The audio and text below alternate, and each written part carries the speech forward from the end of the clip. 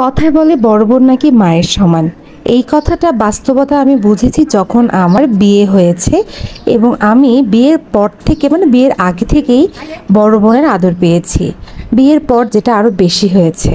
আমি আসলে এমনভাবে আমাকে খাওয়া দাওয়া করায় মনে হয় যে শ্বশুরবাড়িতে আমি কিছুই খেতে পাই না, কিন্তু আমার বোন জানে যে শ্বশুরবাড়িতে খেতে পেলেও আমার বোন আমার বাসায় এসেই পেট ভরে খাবে। রংপুর শহরে আমার আপন বলতে আমার এই বোনটাই এবং আরও অনেকেই আছে, বাট তাদের থেকে আমার বোন আমার সব থেকে কাছে।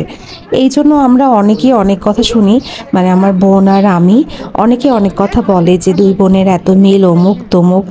যাই হোক, এই মিলটা যেন আল্লাহ সারা জীবন রাখে। আপু আমার সব থেকে কাছের, যারা আমার পেজে আগে থেকে আছেন তারা হয়তো বা দেখে থাকবেন।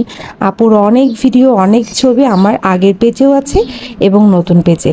আপু হালিম রান্না করেছিল, মাংস রান্না করেছিল, অনেক যত্ন সহকারে খাওয়াচ্ছিল, এক বক্স পুডিং সামনে দিয়ে দিয়েছিল। আর কি চাই। আমার আপুর বাসাটা অনেক গোছালো, একদিন দেখাবো আপনাদেরকে।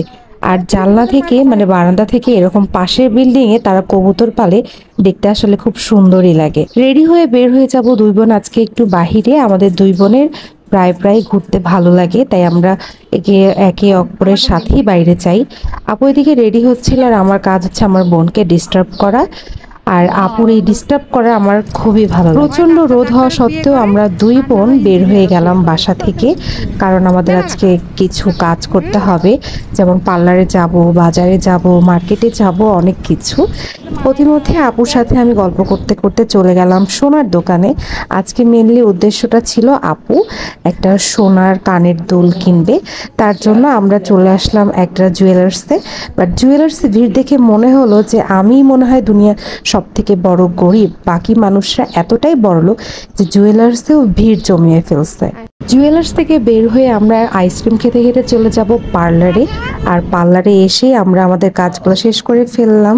আর এই ছিল আজকের আমার একটা মিনি ভ্লগ। ভালো লাগলে অবশ্যই লাইক কমেন্ট করে জানাবেন যে আমার বোনের সাথে কি আমি আরো বেশি বেশি ভিডিও দিব নাকি দিব না। আর আপনাদের কার কার বড় বোন আছে সেটাও আমাকে জানাবেন, এবং আমার মতো কারা কারা বোনের সাথে ফ্রি সেটাও জানাতে ভুলবেন না।